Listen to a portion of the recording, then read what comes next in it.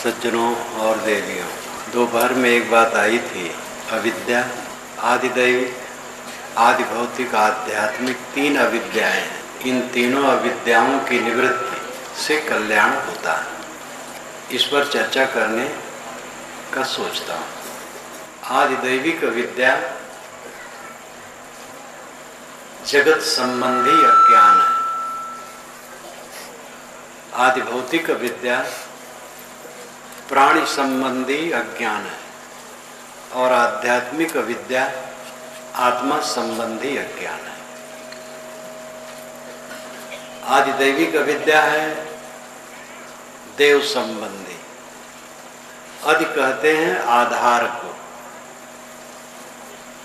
देव जिसका आधार हो,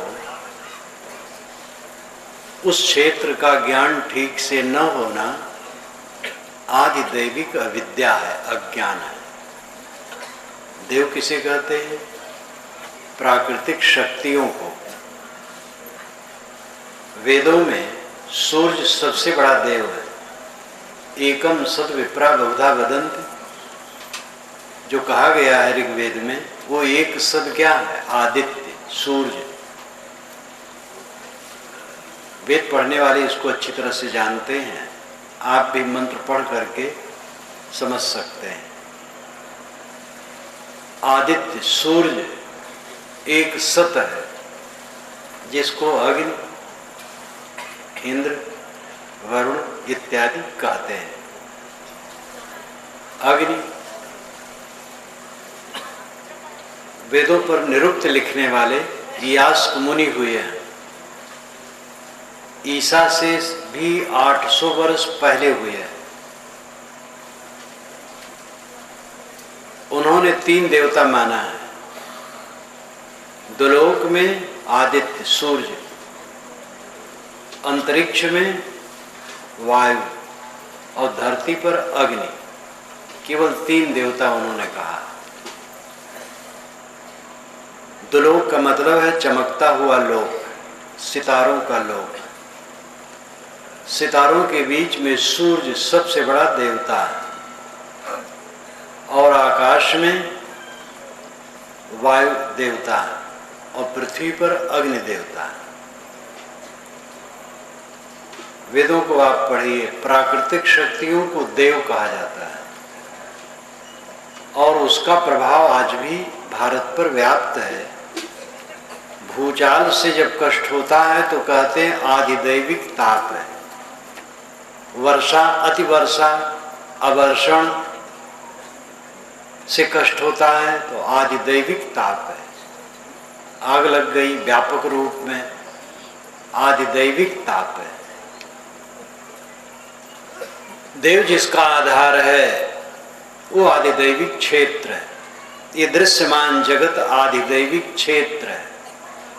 ये प्राकृतिक शक्तियों का विस्तार है। इसके विषय में अज्ञान आदिदैविक अज्ञान है। ये दुनिया कहाँ से बनी? सभी धर्म वालों के दिमाग में ये बात आई और अपने अपने ढंग से कहा। किसी ने कहा ईश्वर ने कहा हो और हो गया। किसी ने कहा ईश्वर ने 6 दिन में दुनिया बनाई और 7वें दिन विश्राम किया। तभी आजकल रविवार को डॉक्टर, मास्टर, कलेक्टर सब छुट्टी पाते हैं। अगर 7 दिन ईश्वर जगत बनाता तो इन लोगों को शायद छुट्टी न मिलती। किसी ने कहा मधुकैटभ के मज्जा से पृथ्वी जम गई। किसी ने कहा, किसी ने कुछ कहा। किसी ने कहा प्राकृतिक शक्तियों से जगत बना। किसी ने कहा ब्रह्म की इच्छा हुई तो जगत बना। गौड़पाद ने कहा भूतो सृज्यमाने समाश्रुति। श्रुतियों में तो भूत से और अभूत से दोनों से सृष्टि मानी गई है। निश्चितम युक्त युक्तम च यत्तद्भूत नेतरेत। जो निश्चित है, युक्त युक्त है, वही होता है, अन्यथा नहीं होता है। ये उनका बड़ा उदार विचार है।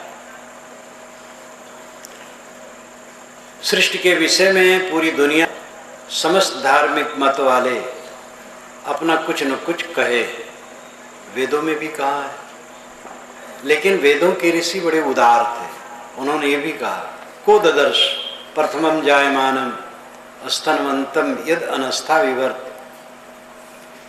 भूम्य असुरसृगात्मा क्वचित् को विद्वान मुपगात पृष्ठमेतत् को ददर्श प्रथमम जायमानम स्तनवंतम यद अनस्था विवर्त। जो अनस्था हड्डी रहित है, उसने हड्डी वाले संसार को धारण कर रखा है, किंतु उस हड्डी रहित को किसने पैदा होते देखा है?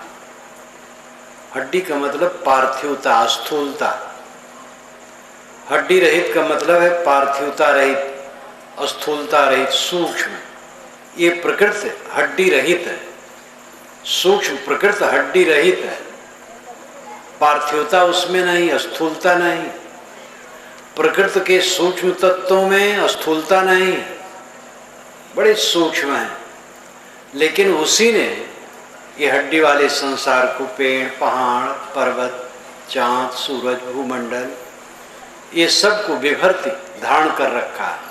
उस सूक्ष्म प्रकृति को जो जगत का कारण है, उसको उत्पन्न होते किसने देखा? को ददर्श, किसने देखा?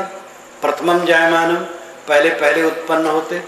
जो अनस्था है उसने अस्था वाले को धारण कर रखा है। जो सूक्ष्म प्रकृति है, ये अनंत विश्व ब्रह्मांड को धारण कर रखा है। उस सूक्ष्म प्रकृति को उत्पन्न होते पहले पहले किसने देखा? भूम्या असुर सृगात्मा क्वचित्। भूमि से, प्रकृति से असृग और असुर प्रकट हुए। अस कहते प्राण को, असृग कहते रक्त को। अर्थ हुआ स्थूल शरीर और सूक्ष्म शरीर प्रकृति से पैदा हो गए। ये तो बात समझ में आती है। आत्मा क्वचित्, आत्मा क्या है? को विद्वान मुपगात पृष्ठ में तत्। इतनी बात पूछने के लिए विद्वान के पास कौन जाता है? सब तो पेट धंधे में लगे और वासना में उलझे। दोनों पंक्तियों का भाव बड़ा महत्वपूर्ण है। किसने देखा है जगत को उत्पन्न होते? कबीर साहब ने कहा, तहिया होते पवन नहीं पानी, तहिया सृष्टि कौन उत्पानी।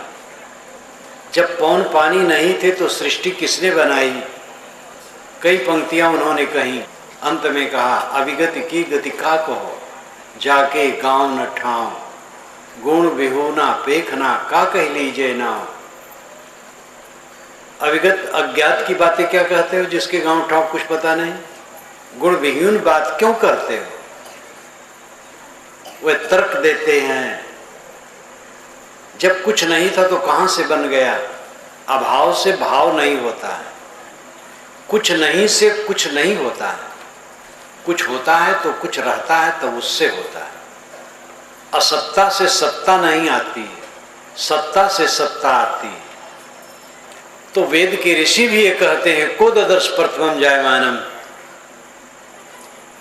एक ऋषि तो ऐसा कहता है कि सृष्टि को कौन जानता है कि कहां से आई? शायद देव जानते हो सकता देव भी न जानते हो। आप ये विचार कीजिए कि यहाँ पैदा क्या होता है? तत्वों के जो सूक्ष्म कण वो बने नहीं, वो नित्य। प्रकृति का सूक्ष्म स्वरूप नित्य और उनमें गुणधर्म नित्य है। उनके गुणधर्मों से जगत प्रपंच नित्य है। इसमें कुछ आरंभ नहीं। इस सत्ता जगत शून्य से नहीं आ गया, ये यथार्थ है। परिवर्तनशील है, विकारी, इसलिए क्षणभंगुर है। और हमारे साथ नित्य इसका संयोग नहीं रहता, छूट जाता है। वैराग की दृष्टि से इसको मिथ्या भी कहा गया, झूठ भी कहा गया। लेकिन ये जगत मिथ्या और झूठ नहीं, अपनी जगह पर सच है, लेकिन बदलता है, स्थिर नहीं रहता। इसलिए मोह का आलंबन हमारा जितना होता है वो धोखा है। पत्नी का शरीर वैसे नहीं रहेगा, पति का शरीर वैसे नहीं रहेगा, एक दिन छूट भी जाएगा, बच्चा भी हमसे अलग हो जाएगा, घर भी छूट जाएगा, मठ भी छूट जाएगा। कुछ किसी का रहता नहीं, लेकिन मूल प्रकृति सदैव है, जड़ प्रकृति, और में परिवर्तन होने से उत्पाद विनाश निरंतर चलता। पहले बीज है कि वृक्ष, कहते बीज है, तो बीज बिना वृक्ष के कैसे हुआ? तो कहते हाँ हाँ पहले वृक्ष है, लेकिन वृक्ष के बिना बीज कैसे हुआ, और बीज के बिना वृक्ष कैसे हुआ? इसलिए बीज वृक्ष का प्रवाह है, इसका आरंभ कहीं नहीं है।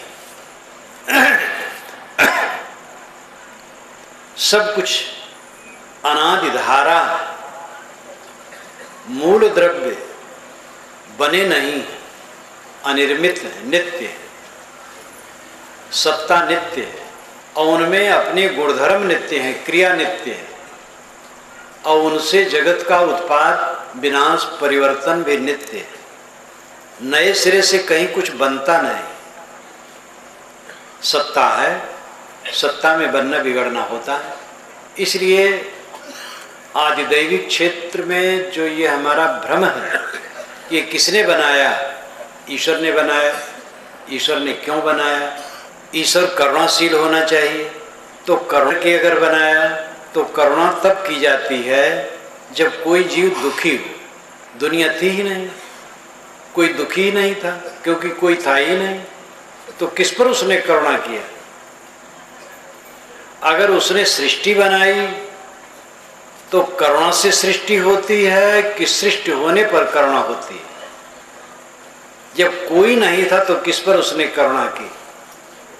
खेल के लिए उसने बनाया तो खेल करता है, और हम लोगों की दुर्गति होती है। सब जीव पिस रहे हैं कष्ट में, नाना अत्याचार, दुराचार, पापाचार, नाना ताप, सब जीव तप रहे। ईश्वर ऐसा खेल कैसे करेगा? इसका समाधान कहीं नहीं। ईश्वर ने दुनिया बनाई, ये कुछ नहीं आता है तो कह देते भाई भगवान ने बनाई, ईश्वर ने बनाई, ऊपर हाथ उठा देते, ऊपर वाला जाने। लेकिन विवेक की बात यह है कि किसी भी विवेकी का, करुणाशील का जो कृत्य होता है वो सबके लिए सुखद होता है। ईश्वर पूर्ण है, और पूर्ण का काम पूर्ण होता है। कोई समझदार व्यक्ति का काम ऐसा नहीं होता है कि जो दूसरे के लिए दुखदायी हो। अगर ईश्वर ने दुनिया बनाई तो ये सुखदायी तो नहीं हुई, सब दुखी है, तो उसका काम अच्छा तो नहीं हुआ। इसलिए नहीं कुछ आता तो कह देते ईश्वर ने बनाई। वस्तुतः ये संसार प्रपंच अनादि अनंत है, सदा से है, सदा रहेगा। जड़ और चेतन दोनों नित्य है। मूले मूला भावाद मूलम मूलम, मूल में मूल न होने से अमूल होता है मूल। पेड़ की जड़ होती है, जड़ की जड़ नहीं होती, जड़ बिना जड़ की होती है।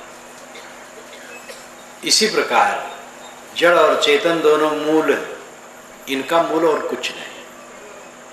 ये सारा विश्व प्रपंच सदा से है, इसमें माथा मारना कहाँ से बना, कौन बनाया, सब कल्पना पर आधारित है। इसके विषय में मेरी एक पुस्तक है जगन मीमांसा, छोटी पुस्तक है, अगर आप पढ़ना चाहें तो उसे पढ़ें। जगन मीमांसा भारतीय समस्त दर्शनों, पुराणों, वेद से लेकर के आधुनिक मतों पर विचार किया गया है। जगत के विषय में विदेश के विद्वानों को लेकर के किया गया है, लैमार्क, डार्विन इत्यादि के विचारों को लेकर के भी किया गया है। जगन मीमांसा यानी जगत पर मीमांसा, विचार।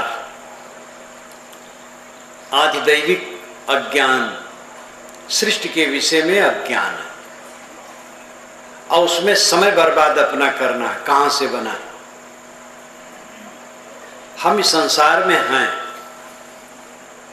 और हमें करना क्या चाहिए जिससे हमारा दुख दूर हो, ये ज़्यादा विचारणीय है। संसार कहाँ से बना इससे कोई मतलब नहीं। संसार है ही। अगर जड़ और चेतन का ज्ञान हो, कारण कार्य व्यवस्था का ज्ञान हो और सत्ता का ठीक से ज्ञान हो और सत्ता के गुणधर्म नित्य में रहते हैं, इसका ज्ञान हो तो भ्रांति मिट जाएगी। जड़ चेतन दोनों की नित्य सत्ता है और इनके गुणधर्मों से जैसे आज जगत है तैसे पहले था, तैसे आगे रहेगा। द्रव्य नित्य, उनमें गुणधर्म और क्रिया नित्य, उनसे जगत प्रवाह नित्य। तो उसमें शुरू करने की क्या बात है कि यहाँ से शुरू हुआ? कहीं से शुरू नहीं हुआ। सब समय है, अनादि अनंत ये संसार है। इस पर कम से कम यहाँ पर ज्यादा विचार और नहीं किया जा सकता है। मूल मात्र बताया गया। ज्यादा इस पर कोई न सोच सके तो इतना सोच ले कि इसमें माथा मारना कोई जरूरी नहीं। जगत है और उसमें हम जीवन धारण किए और थोड़ा समय रहना, तो जो काम की चीज है उस पर सोचें। कहीं हम गए तो हमें ये जानना है हम कहाँ रहेंगे, कहाँ खाएं पिएंगे, कहाँ घूमेंगे, कहाँ अपना कार्य क्षेत्र है, बस काफी है। अब वहाँ की कितनी जनसंख्या है, किसका कितना संबंध है, किससे क्या लेन देन है, क्या राग द्वेष है, क्या आमदनी है, इससे क्या मतलब है। इस संसार में हम आए हैं थोड़े दिन रहना, वो भी पता नहीं है। इसलिए काम की बात पर सोचें। आदि भौतिक अज्ञान दूसरा है। भूत कहते हैं तत्वों को भी, जड़ तत्वों को भूत कहते हैं, मिट्टी पानी आग हवा इत्यादि को। भूत कहते बीते हुए समय को, भूत कहते हैं समय को, भूत कहते हैं चरितार्थ करने को भी, भूत कहते हैं काल्पनिक भूत प्रेत को भी, जो झूठी बात है, और भूत कहते हैं देहधारी प्राणियों को भी। यहाँ अर्थ है देहधारी प्राणी। भौतिक ताप जब आप कहते हैं तो भौतिक ताप क्या होता है? प्राणियों से कष्ट। मच्छर ने छेदा तो ये भौतिक ताप है। सांप ने काटा, भौतिक ताप है। सिंह ने मार खाया, ये भौतिक ताप है। चाहे मच्छर छेदे चाहे सिंह मारे, दोनों भौतिक ताप है। भूत प्राणियों से, भूत नाम प्राणी, गीता में आया है दया भूतेषु लोलुप्तम। भूत प्राणियों पर दया करो और अलोलुप रहो, लालची न रहो। ये देवी संपदा में वर्णित है। तो भूत नाम प्राणी, भूतों प्राणियों के बीच में जो अज्ञान है उस अज्ञान को हमें दूर करना चाहिए। ये बहुत काम की बात है। प्राणी और पदार्थ दो हमें मिलते हैं और तीसरी है परिस्थिति। प्राणी सचैतन्य, पदार्थ अचैतन्य। प्राणी पदार्थों की विशेष अवस्था को परिस्थित कहते हैं। यहाँ जितने लोग बैठे ये प्राणी, और ये ऊपर जो तना हुआ है, लकड़ियाँ खड़ी हैं, बिजली जल रही है, घड़ी टंगी है, ये पदार्थ है, अचेतन है और इनकी विशेष अवस्था परिस्थित है। जैसे 2 घंटे के पहले इसकी परिस्थिति भिन्न थी इस सभा की, कुछ मिनटों के बाद इसकी परिस्थिति भिन्न हो जाएगी, आधी रात को इसकी परिस्थिति भिन्न रहेगी। प्राणी सचैतन्य, पदार्थ अचैतन्य। प्राणी पदार्थों की विशेष अवस्था परिस्थिति, इन्हीं में हो करके आदमी गुजरता है, इन्हीं में वो बंधन बनाता है और इन्हीं में विवेक से रह करके बंधनों को खोल सकता है। पानी में नौका डाल करके हम तैरते हैं और उसी में डूबते भी। प्राणियों में अन्य प्राणियों के लिए विशेष बात नहीं है। आप 1000 बैल, घोड़े, गधे, ऊंट, हाथी पालें, चारा दें, निवास दें, रक्षा करें, फिर और चिंता नहीं। लेकिन आदमी के एक बच्चे को पाल करके निभाना बहुत मेहनत है। आदमियों के बीच में सारे बंधन बनते हैं। स्वार्थ हमारा जितना बढ़ जाता है, प्रेम घट जाता है। प्रेम घटता है, कलह होता है। कलह होने से मानसिक बंधन बनते हैं, बाहर का विवाद भी बढ़ता है। प्राणियों के बीच में समता, क्षमा, दया, शील, विचार से बरतना बहुत जरूरी है। चाहे पति पत्नी के रूप में हो, पिता पुत्र के रूप में हो, भाई भाई के रूप में हो, गुरु शिष्य के रूप में हो, जितने संबंध हैं सब व्यावहारिक हैं, पारमार्थिक नहीं। व्यावहारिक संबंध क्षणिक होता है, पारमार्थिक नित्य होता है। पारमार्थिक स्थिति में संबंध नहीं होता। परमार्थ कहते हैं परम प्रयोजन को, और परमार्थ कहते हैं सत्य को। ये आत्मा सत्य है, जो अहम पदार्थ है, अहम प्रत्यय, सबके अंदर में अहम प्रत्यय आत्मबोध है। मैं हूँ, अज्ञान है, नहीं जानते हैं, लेकिन फिर भी मैं हूँ। सब लोग कहते हैं मैं क्या हूँ, ये नहीं समझते, लेकिन मैं हूँ सब कहते हैं। ये जो मैं तत्व है, जब देह इत्यादि पदार्थों के लिए मैं का भाव होता है तो इसको अहंकार कहा जाता है, और आत्मा के लिए मैं भाव होता है तो ये बोध कहा जाता है। अपने आत्म अस्तित्व का बोध होना जरूरी। आपका अस्तित्व, आप इस बीच में आए हैं, शरीर धारण किए हैं, कोई शरीरधारी आपका नहीं है। अब आपका माना हुआ शरीर भी आपका नहीं, ये भी बिखर जाने वाला है। एक संयोग है प्रारब्ध का। जैसे हम मुसाफिर खाने में रहते हैं, वहां झगड़ा लड़ाई नहीं करते, जानते हैं सब मिले जुले आए गए, किसी से संबंध नहीं। जब मुझे ईरोड जाना था, अहमदाबाद से ईरोड जा रहा था, तो मद्रास में, चेन्नई में गाड़ी बदलना था, और कई घंटे का वहाँ निवास था। धर्मशाले में, मुसाफिर खाने में था। वहाँ के लोग, दो सज्जन आए मेरे पास बैठे। एक ने अपना भोजन खोल दिया, कहा महाराज भोजन कीजिए। मैंने कहा हम लोगों ने भोजन कर लिया। पूछे कहाँ रहते, मैंने बताया। कहे महाराज धर्म तो वही है, उत्तरी भारत में धर्म है, हमारे यहाँ धर्म नहीं। मैंने कहा ऐसे सब कहते हैं, धर्म हर जगह है और अधर्म हर जगह है। रास्ते में ट्रेन में ही एक परिवार मिला, वो तो कभी फल लावे, कभी कुछ लावे, कभी कुछ लावे, ये खाइए वो खाइए। महाराज मद्रास चलिए तो उतरिए तो हमारे घर चलिए। कैसा सारा संसार कहाँ पर आया है, और अंत में किसका साथ है? पत्नी पति का संबंध कटता है, पिता पुत्र का, गुरु शिष्य का। एक प्रारब्धवश संयोग है, कहीं मोह न बनावे, कहीं वैर न बनावे, कर्तव्य करें, केवल कर्तव्य। हमारा कर्तव्य है अगले आदमी के साथ मधुरता का बर्ताव करना, किसी के हक को न मारना, अपने हक की चीज दूसरे की सेवा में लगा देना जितना संभव हो बन सके, लेकिन दूसरे के हक को बिल्कुल न मारना, प्रेम का बर्ताव करना, त्याग और संयम से रहना, ये हमारा कर्तव्य है। और कहीं अपने मन का लगाव न करना, मन वहाँ लगाना चाहिए जो कभी बिछुड़े ना।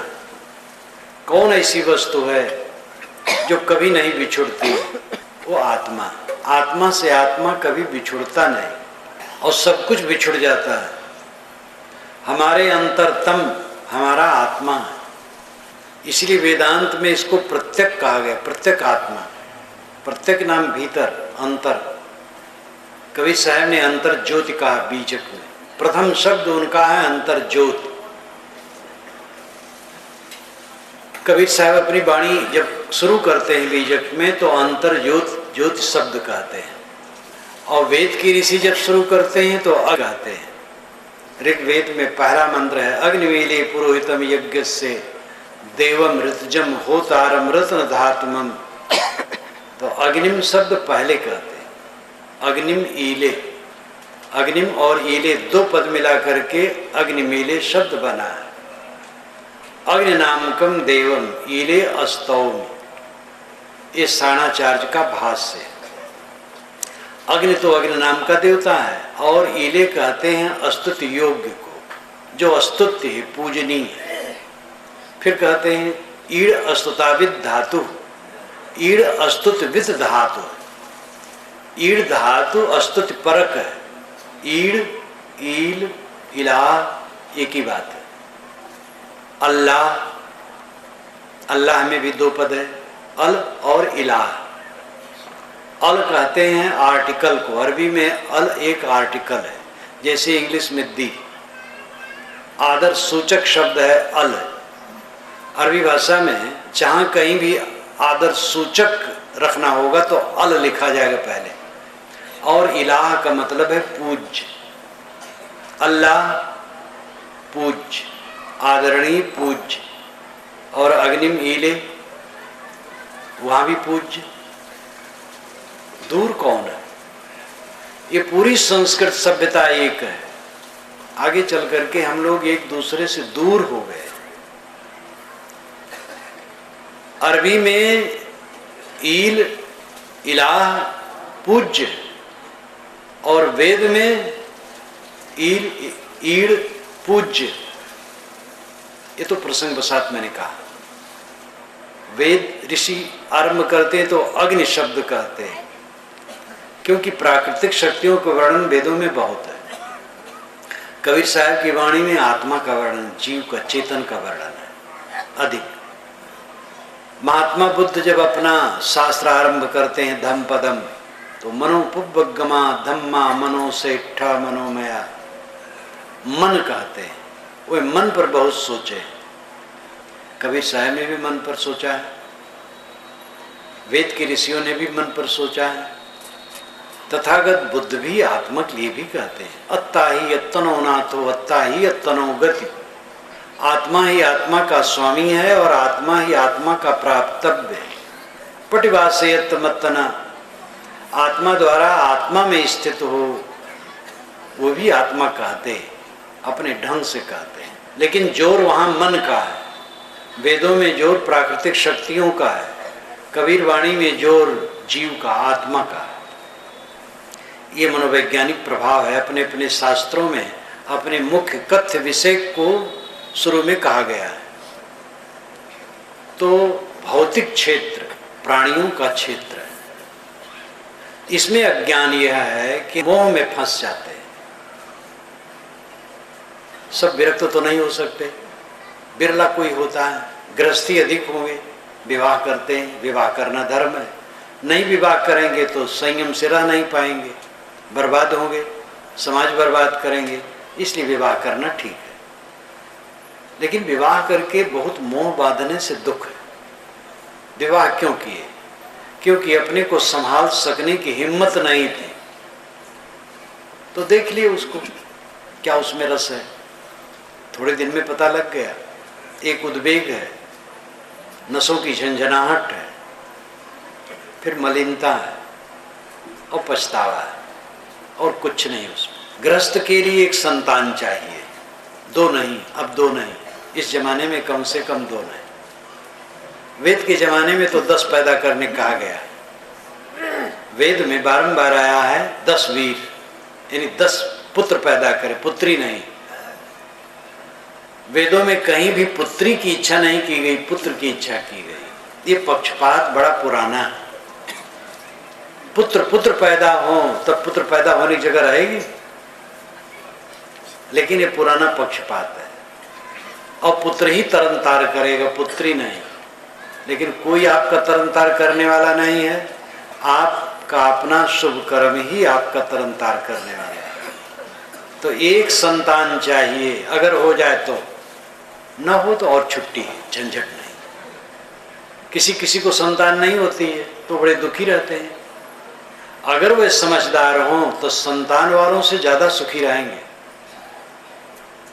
क्योंकि संतान हो जाने के बाद फिर पूरी झंझट है। संतान वाले सब जानते हैं। पहले संतान जब होती है तो कहते हैं कि बड़ी खुशी, आदमी की गज भर की छाती हो जाती है कि मैं बप्पा बन गया। लेकिन उसी का लड़का जब जवान होता है तब उसे लड़ाई झगड़ा शुरू होता है। तो संतान न हो तो दुखी होने की जरूरत नहीं। ये जीवन संतान पैदा करने के लिए नहीं है, ये जीवन कल्याण के लिए है। विवाह हो गया, एक झंझट में पड़ गए, अगर संतान की झंझट में नहीं पड़े, प्रकृति ने रोक दिया तो क्यों दुखी? साधना करें, भजन करें। तो मतलब यह है कि गृहस्थी बनती, परिवार बनता है। हम लोगों की भी अपनी गृहस्थी है। आप लोग जितने गृहस्थ यहाँ बैठे हैं, कोई एक संतान का, कोई 2 संतान का, कोई 4 का होगा, कोई वीर होगा जो 10-12 संतान का होगा। एक वीर मुझे मिले, जब अपने घर ले गए तो पूजा करने लगे, तो पूजा करने वालों की लाइन लंबी लगी। मैंने कहा भाई तुम्हारे सब तुम्हारी संतान है? कहा हाँ महाराज। मैंने कहा कुल कितने हैं? तो उन्होंने अपनी पत्नी से कहा कितने हैं रे? तो कहे साहब 14। तो कोई वीर हैं, लेकिन थोड़े होते हैं। और हम लोगों के लिए हम क्या गिने? मैं स्वयं अपने लिए कितना गिनूं कि कितने मेरे हैं?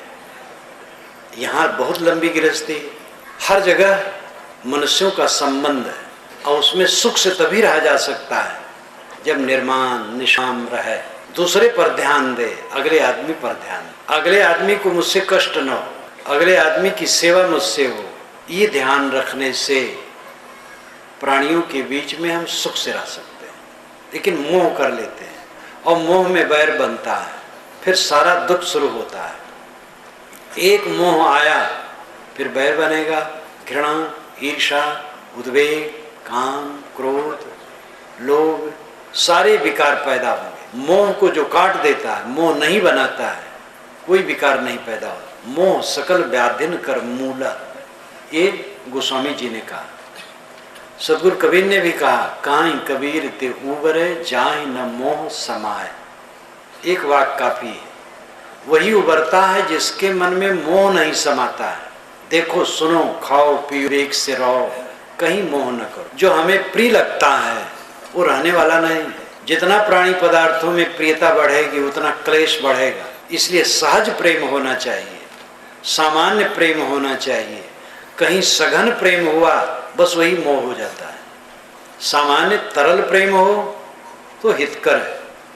2.5 आखर प्रेम का पढ़े सो पंडित हो, साहब ने कहा। तो प्रेम लड़की लड़का का प्रेम नहीं। एक जगह में कार्यक्रम में था, छोटा कार्यक्रम था, जब निकला घूमने तो वहाँ के जो बड़े भगत थे मिले।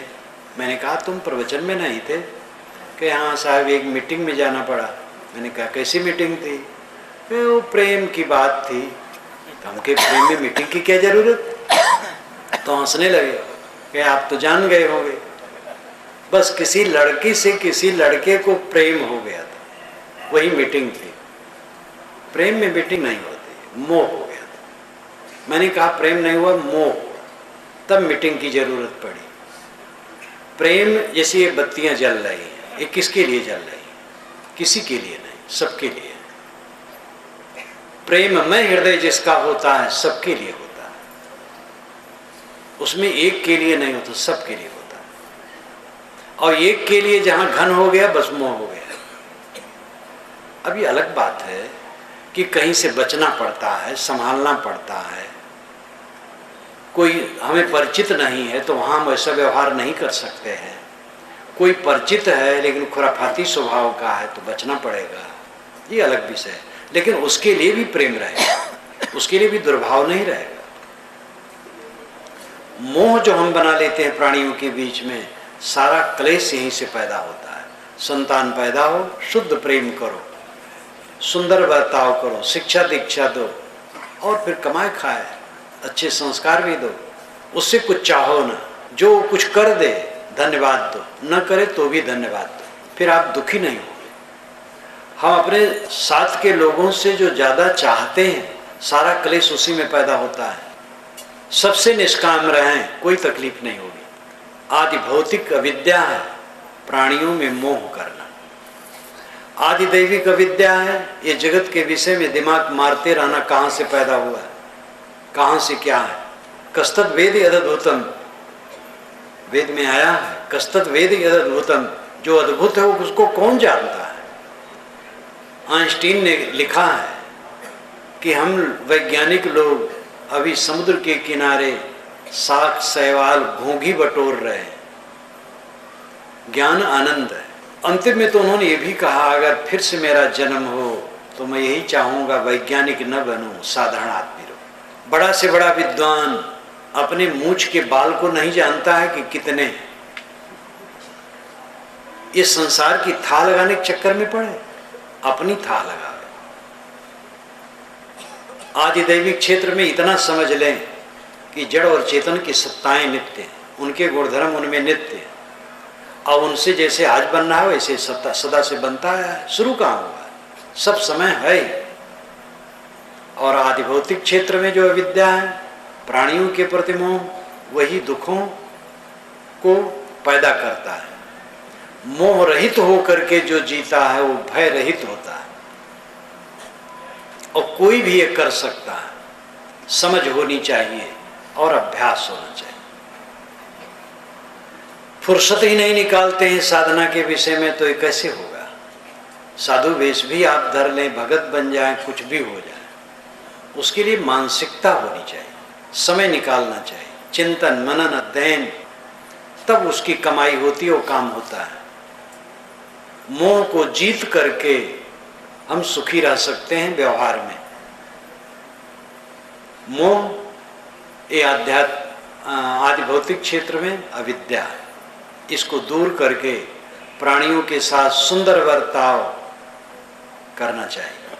अंतिम में आध्यात्मिक अविद्या, आध्यात्मिक अधि आधार, मैंने पहले कहा था, आत्मा जिसका आधार है वो आध्यात्मिक क्षेत्र है। आध्यात्मिक आत्मा जिसका आधार है, इंद्री मन वाणी ये सब का आधार आत्मा है।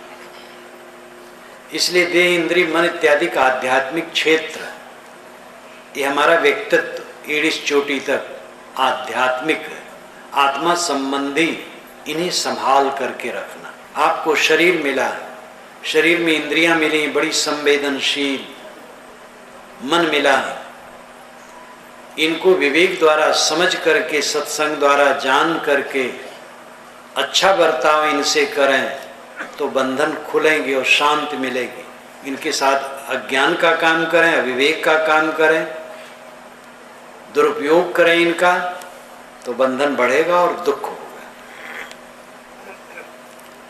शरीर आपका है, आप इसे भोग में लगाएं, योग में लगाएं, स्वतंत्र है।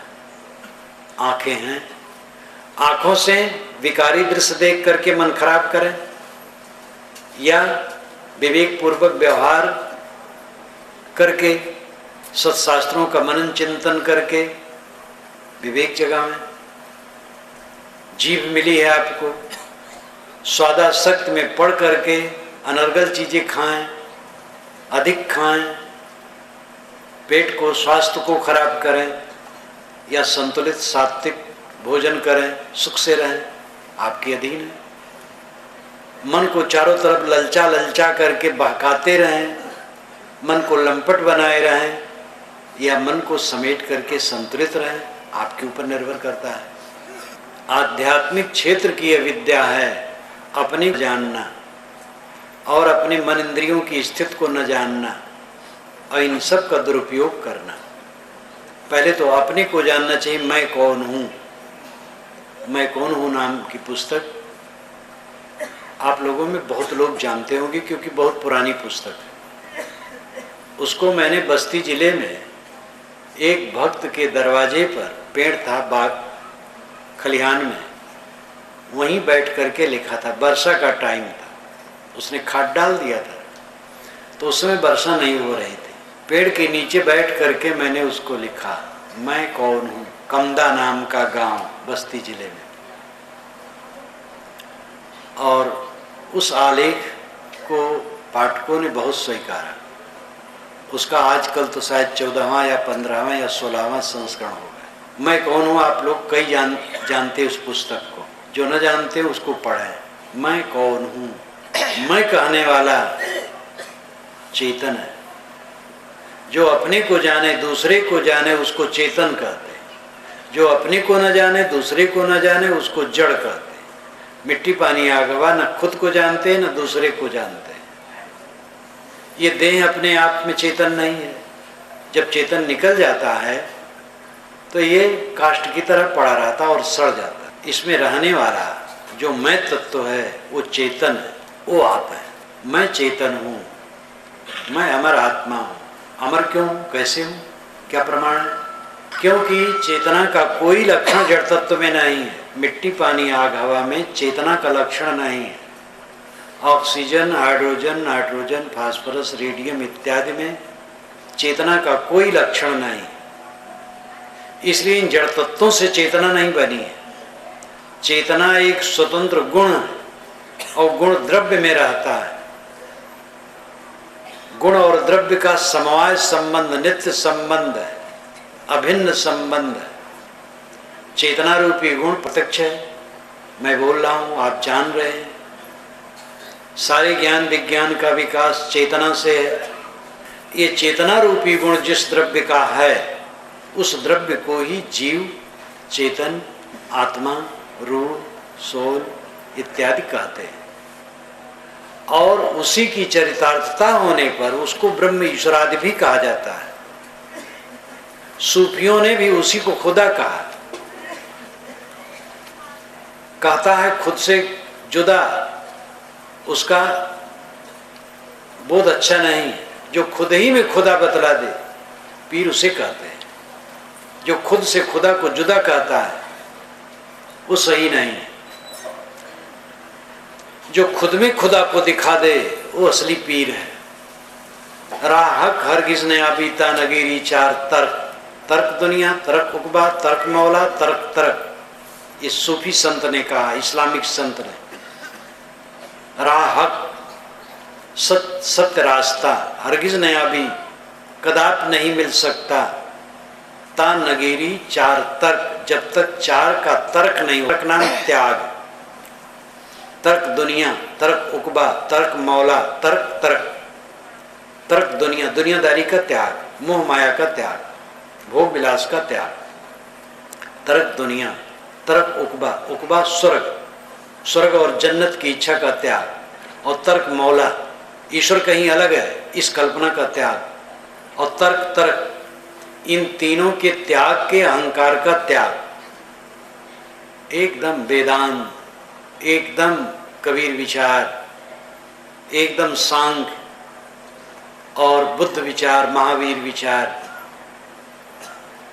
महापुरुषों के जो अंतिम विचार होते हैं उनमें फर्क नहीं रहता। कबीर साहब ने कहा, समझे की गति एक है, जिन समझा सब ठौर। कहें कबीर ये बीच के बल कहीं और की और। जितने समझदार हैं सबकी दशा एक है। ये बीच के लोग और की और बकवास करते हैं। परमात्मा अलग नहीं है। जब आत्मा का बोध हो गया, अपने आप का बोध हो गया और सब तृष्णाओं का अंत हो गया, सारी कामनाओं का अंत हो गया। आप न कामना तृष्णा त्याग करें तो भी मरते समय सब त्यागना है, न मोह त्याग करें। झटके में मौत सबका संबंध त्याग करा देगी। मुझे रामायण की वो कहानी याद आती है,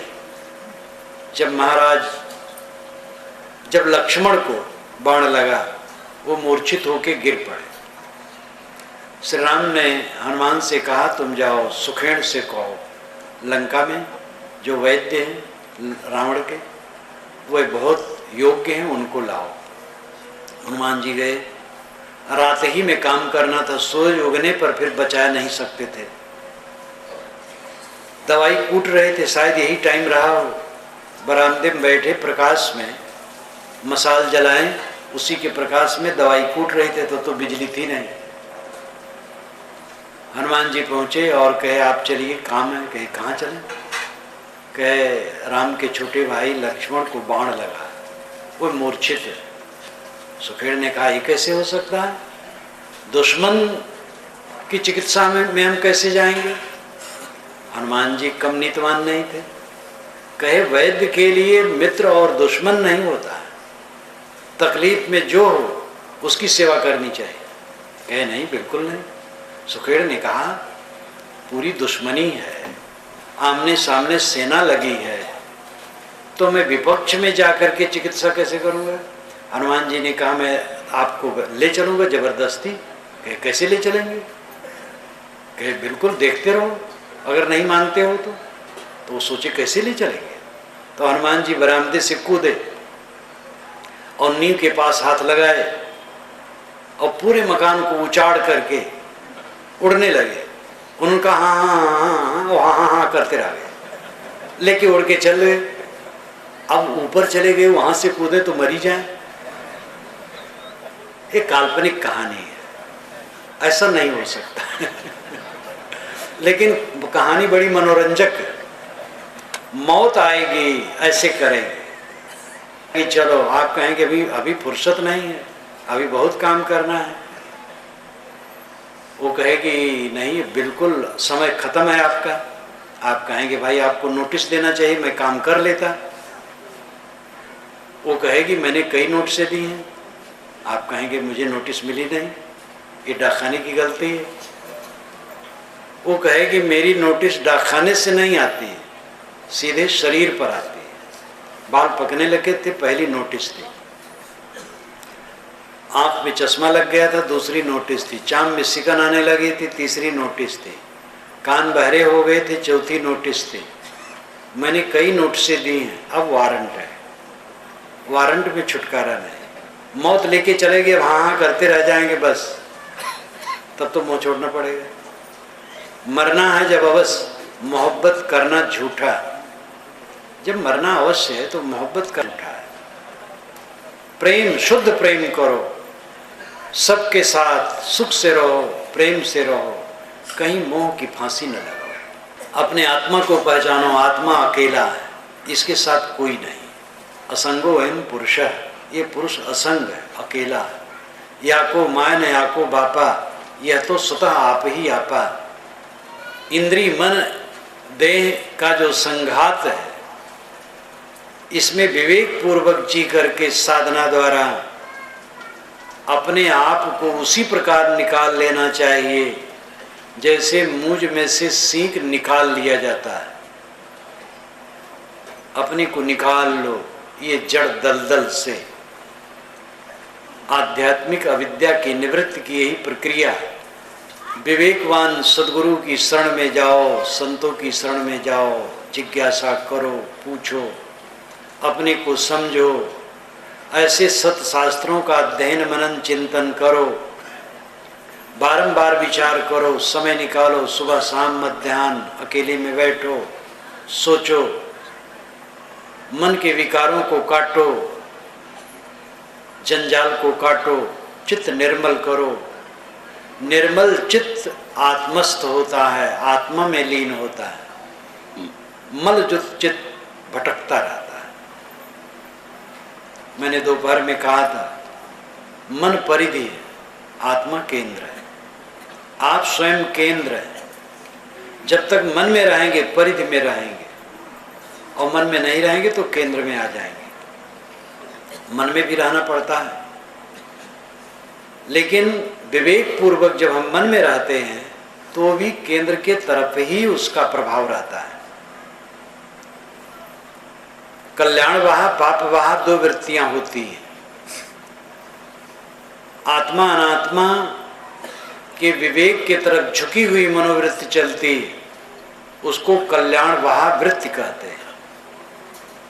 और विषयों के तरफ झुकी हुई मनोवृत्ति चलती, उसको पापवाह वृत्ति कहते हैं।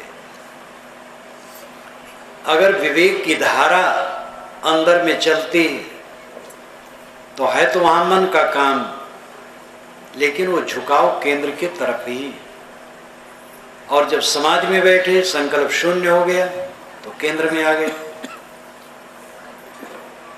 आध्यात्मिक बोध प्राप्त करने की जरूरत है। जड़ और चेतन का भेद, आत्मा और अनात्मा का भेद। अध्ययन के केवल दो विषय हैं, स्व और पर। स्व नाम खुद, पर नाम प्रकृति, ये जड़ जगत। ये दो अध्ययन के विषय हैं। मेरा क्या, मैं कौन हूं, मैं कौन हूं, मेरा क्या है, यही चिंतनीय है। मैं शुद्ध चेतन हूँ, असंग आत्मा हूँ, ज्ञान स्वरूप हूँ और मेरा कुछ नहीं। यही परमार्थ, यही वास्तविकता है। और ये गूढ़ नहीं है, सरल है। मोह के कारण गूढ़ हो गया। साधारण आदमी समझ सकता है कि एक दिन शरीर छूटते ही सब कुछ छूट जाएगा। तो क्या इसमें कोई गूढ़ता है कि मेरा कुछ नहीं है?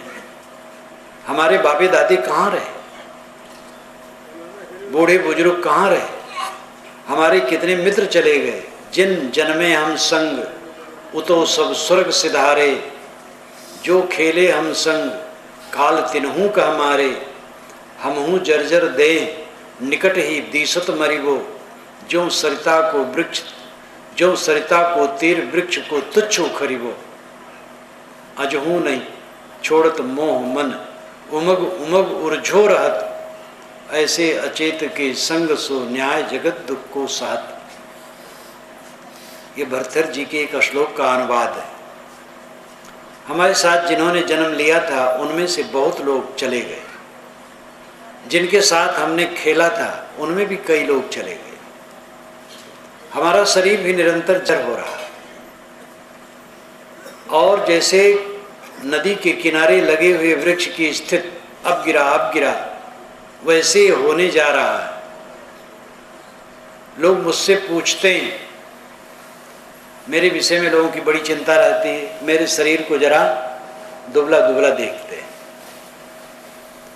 पहली बात तो यह है कि जवानी का शरीर बुढ़ापा में कैसे रहेगा? ये तो बदलेगा ही। दूसरी बात, मुझे निष्ठा है दुबला रहने में, मोटा रहने में नहीं। इसलिए मैं ऐसा नहीं खाता हूं जिससे मांस ज्यादा चढ़े। वैसा करना हो थोड़े दिन में आप लोग तो खिलाने को तैयार हैं, और थोड़े दिन खाऊं बढ़ जाएगा, लेकिन संकट है, कोई फायदा है? इसलिए थोड़े थोड़े खाए, न मरे न मोटाए। ये मैं सिद्धांत रखता हूँ। सादा खाता हूँ, कम खाता हूँ, और खड़खड़ शरीर रहता है। अभी तक बिल्कुल ठीक है, कोई रोग इसमें नहीं है, और कहीं कोई दर्द नहीं है, कोई परेशानी नहीं है। चलूँ फिरूँ 10-20 किलोमीटर चलूँ तो थकान नहीं आती है। किसी से पैर नहीं दबवाता हूँ, छूने नहीं देता हूँ। पैर भी वैसे नहीं छूने देता हूँ। कोई जबरदस्ती छू लेता है तो लड़ता नहीं हूँ। तो अब इतना है, बहुत है, काफी। और क्या चाहिए? ये मोट हो जाना कोई स्वास्थ्य है? और फिर ये गल तो रहा ही, गलेगा, छुटेगा, रहेगा कहाँ? सबको ये चिंता रहती। सब साहब आप तो दुबले हो गए, तो मैं कहता हूँ लाओ माटी उटी कुछ छुप दो हमारे शरीर को। सबको चिंता। एक बात और याद आ गई, इस भीड़ में सबसे कुशल पूछना मुश्किल है। लोग हमसे मिलने जाते हैं, कैसे सबसे कुशल पूछ पाऊँ? मिलते मिलते ही थक जाता हूँ। इसलिए सबका कुशल मंगल है।